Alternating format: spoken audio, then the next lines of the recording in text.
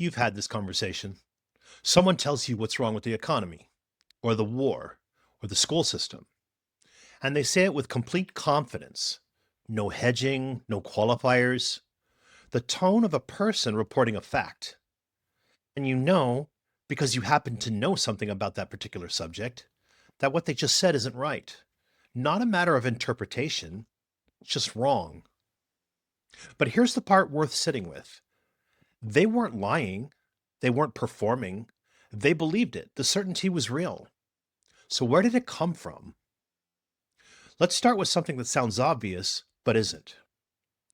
Knowing about a subject and understanding it are two different things, but from the inside, they feel identical.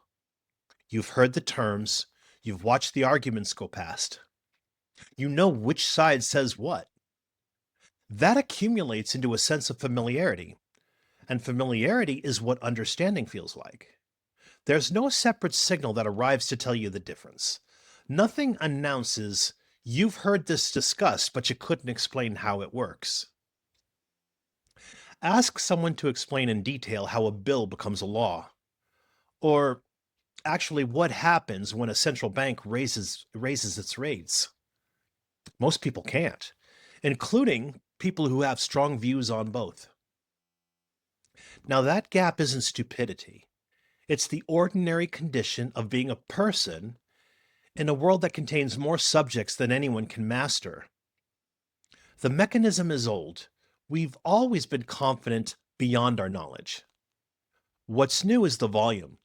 You now encounter more subjects in a day than a person a century ago encountered in a year. Every one of them arrives expecting a reaction from you. To follow what that produces, you need four words I use. I work in a framework I call psychological architecture.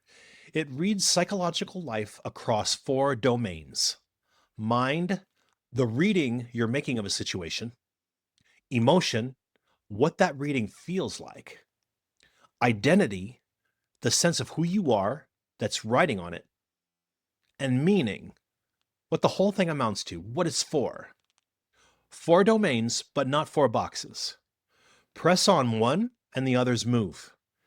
That's the part that matters here because false confidence isn't a single mistake. It's four things holding each other up.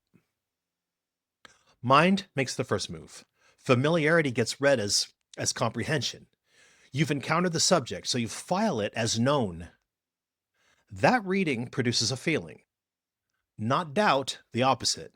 Ease. Fluency has a texture, you see, and the texture is confidence. Nothing feels uncertain because nothing in you is signaling uncertainty. Emotion isn't reporting on your knowledge, it's reporting on how smoothly the thought moved. Then the pressure shifts because you don't experience that confidence as a passing state. You experience it as your view. And having a view is not a small thing. It's a claim about what kind of person you are: someone who pays attention, someone who thinks for themselves, someone who isn't fooled. That's identity taking on the load.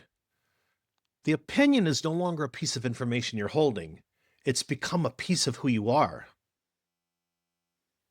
Now, watch what that does to meaning. If the opinion is part of your identity, then holding it is an idol. It's participation. It's how you take part in the world, how you stand for something.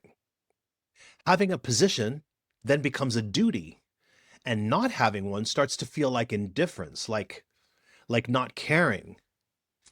And now the loop closes. Because if having points of view is how a serious person participates, then the pressure to have one on every subject is constant. There's no time to acquire real knowledge on all of them, so you reach again for what's available: familiarity, which again registers once more as understanding. Meaning has just reinforced the exact distortion in mind that started this. That's the structure. Not arrogance, not stupidity, a system with no exit built into it. So here's what I offer. The alternative to false confidence isn't having no opinions, it's letting the sentence, "I don't know enough about that," costs you nothing. Right now, it costs something. It feels like a small failure of attention, of seriousness, of being someone who's engaged. That cost is the whole mechanism. It's what makes the reach for familiarity necessary in the first place. If saying it were free, the loop would have nowhere to run.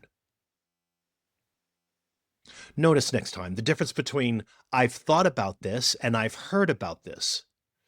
You'll find they feel the same. And that's the thing worth knowing.